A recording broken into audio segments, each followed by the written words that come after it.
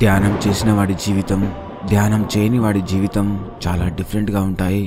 ఎవరైతే ధ్యానం చేయరో వారి జీవితం అన్కంట్రోల్డ్గా ఉంటూ చిన్న చిన్న విషయాలకు ఎమోషనల్ అవుతూ చిన్న చిన్న సమస్యలకు నెగటివ్గా ఆలోచిస్తూ వాస్తవాన్ని మర్చిపోయి జరుగుతున్నది తెలియక జరగబోయేది ఊహించలేక సాధారణ వ్యక్తుల్లా జీవిస్తారు. కానీ మెడిటేషన్ చేసిన వ్యక్తి యొక్క జీవితం చాలా మెచ్యూరిటీ మార్గంలో తన చుట్టూ ఏం జరుగుతుందో కాన్షియస్గా గుర్తిస్తూ నేను ఏం చేయగలను, ఏం చేయలేను, నా శక్తులేంటో బలహీనతలేంటో, నా జీవిత గమ్యం ఏంటో అని వారికి ఒక స్పష్టమైన అవగాహన ఉంటుంది. ఈ ప్రపంచంలో మెడిటేషన్ చేసిన వారి జీవితం 80% అబోవ్ పీపుల్స్ కన్నా మెరుగ్గా, ఉన్నతంగా, సంతోషంగా ఉంటుంది. ఈ ధ్యానం ఎలా చేయాలో, ధ్యానం యొక్క ఫలితాలు ఏ విధంగా ఉంటాయో, ఎలాంటి శక్తులు మనలో మేల్కొంటాయో సూటిగా సుత్తి లేకుండా తెలుసుకుందాం. ఒక మనిషిలో ఎప్పుడైతే కాన్షియస్నెస్ ప్రవేశిస్తుందో అప్పుడే అతని నిజమైన జీవితం స్టార్ట్ అవుతుంది. తన చుట్టూ ఉన్నది, జరుగుతున్నది, జరగబోయేది గ్రహించగలుగుతాడు. ఈ కాన్షియస్నెస్ అనేది కొంతమందిలో చిన్నప్పటి నుండి ఉంటే మరికొందరిలో 10th తర్వాత, మరికొందరికి డిగ్రీ తర్వాత లభిస్తుంది. ఎప్పుడైతే ఒక మనిషి కాన్షియస్గా ఉండటం అలవాటు చేసుకుంటాడో తన మెచ్యూరిటీ లెవెల్స్ అనేవి నిరంతరం పెరుగుతూ ఉంటాయి. ఈ కాన్షియస్నెస్ ఒక మనిషిలో ప్రవేశించినంత వరకు లేదా ఒక మనిషి ఈ కాన్షియస్ని పొందనంత వరకు ఈ ప్రపంచంతో సంబంధం లేకుండా జీవితాన్ని గడిపేస్తుంటారు. ఎప్పుడైనా మిమ్మల్ని మీరు గమనించారా?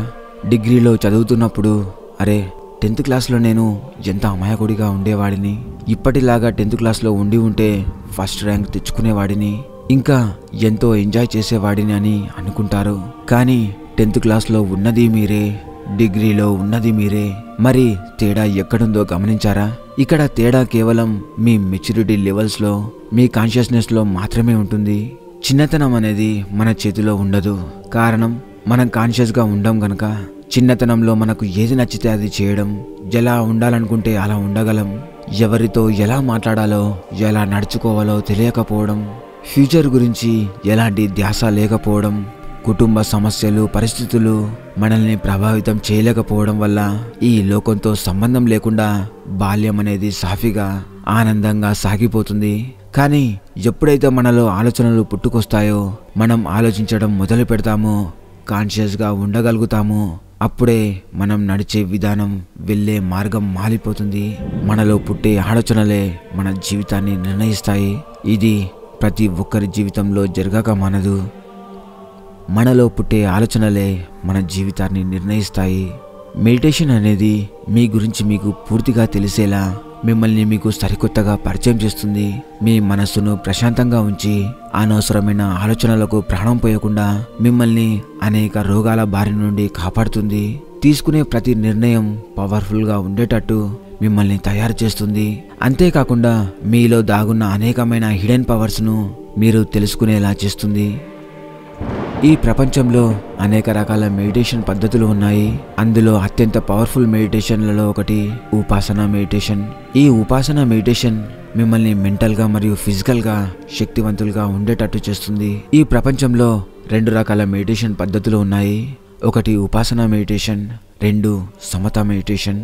ఈ 2 పదాలు పాలీ భాష నుండి పుట్టుకొచ్చాయి. పాలీ భాష అనేది సంస్కృతం నుండి పుట్టుకొచ్చింది. ఉపాసన అంటే మిమ్మల్ని మీరు అబ్జర్వ్ చేయడం, సమత అంటే ఏదైనా ఒక వస్తువుపై లేదా ఆబ్జెక్టుపై కాన్సన్ట్రేట్ చేయడం ద్వారా మెడిటేషన్ చేయడం. ఈ పద్ధతిలో మనసును అనేక విషయాల వెంట వెళ్లకుండా ఒకే స్థితికి తీసుకురావడం. ఈ మెడిటేషన్ని చీకటి గదిలో క్యాండిల్ని లేదా దీపాన్ని ఉంచి ఆ దీపాన్ని తదేకంగా చూస్తూ లేదా మనసులో తమకు ఇష్టమైన దైవాన్ని ఊహించుకుంటూ లేదా మనం తీసుకునే శ్వాసను గమనిస్తూ సాధారణంగా ఈ మెడిటేషన్ చేస్తుంటారు. కానీ ఉపాసన మెడిటేషన్లో మెడిటేషన్ చేస్తున్నప్పుడు మన శరీరంలో, మనస్సులో జరిగే మార్పులను, అల్లకల్లోలాలను గమనిస్తూ మనస్సును చివరికి ఒక స్థితికి తీసుకురావడం. ఈ మెడిటేషన్లో మనసు ఒక విచిత్రమైన అనుభూతికి గురవుతుంది. ఈ అనుభూతి కేవలం మెడిటేషన్ చేసేంత వరకు మాత్రమే ఉంటుంది. మెడిటేషన్ కాస్త అయిపోయాక ఈ అనుభూతి కూడా అంతమవుతుంది.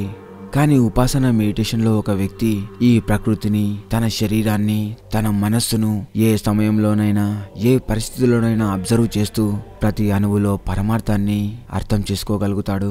బుద్ధిస్ట్ మాంక్స్ ఈ ఉపాసన మెడిటేషన్ని ఎక్కువగా చేస్తుంటారు. ఈ మెథడ్ని ఉపయోగించి ఎన్లైట్మెంట్ కావడానికి కొంత సమయం ఎక్కువగా పడుతుంది. ఒక్కసారి ఎన్లైట్మెంట్ అయ్యాక నీకు అనంతమైన జ్ఞానం, శక్తులు లభిస్తాయి.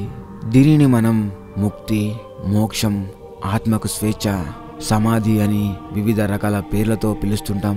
ఇలాంటి అనేక రకమైన మర్మ విద్యలకు ఇండియా పుట్టినిల్లు.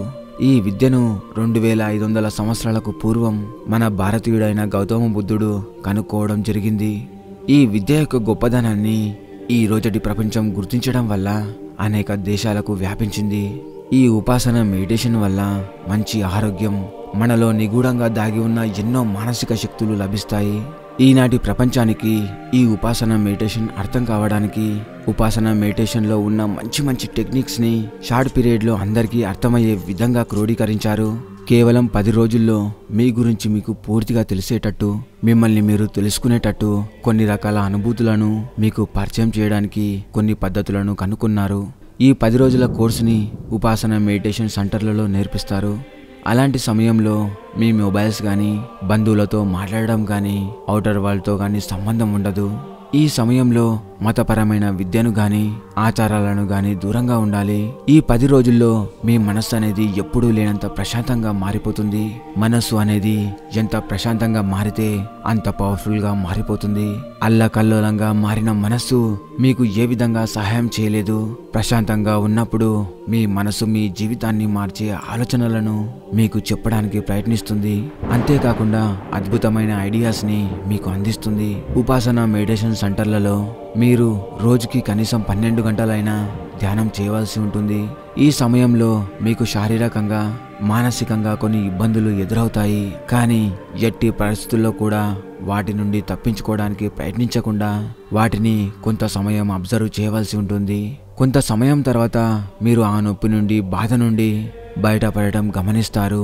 తర్వాత మరికొంత సమయానికి మరొక చోట నొప్పి అనేది రావడం, ఆ నొప్పి కూడా కాసేపటికి మాయమవడం మీకు అలవాటుగా మారిపోతుంది.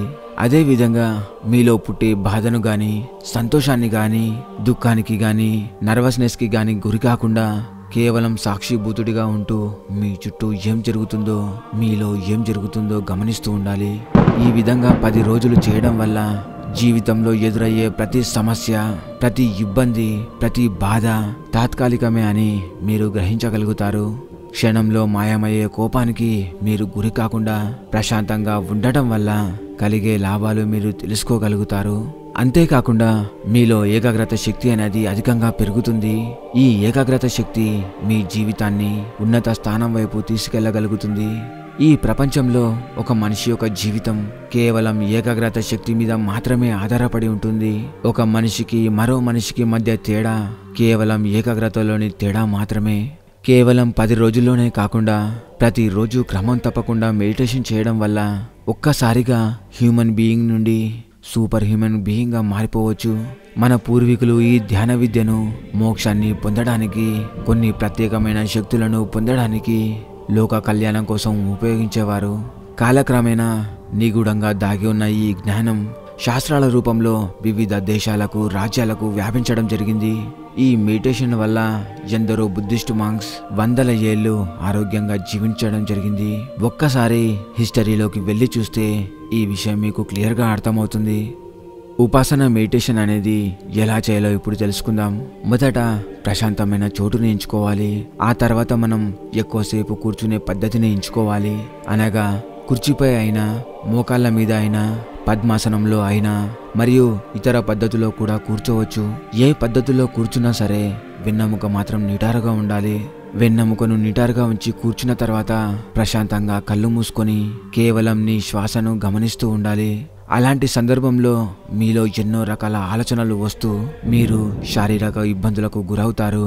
అలాంటి సమయంలో ఏ ఒక్క ఆలోచనలకు ప్రాణం పోయకుండా ఎక్కువసేపు కూర్చున్న తర్వాత మీ శరీరంలో ఎలాంటి నొప్పి కలిగినా కేవలం సాక్షిభూతుడిగా గమనిస్తూ ఉండాలి.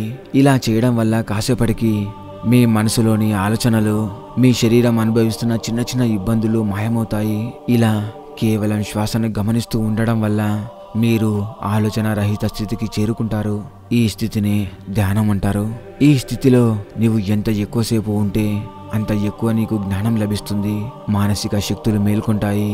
అంతేకాకుండా నీలోకి విశ్వశక్తి ప్రవేశిస్తుంది. నీ అంతర్వాణిని నువ్వు వినగలుగుతావు.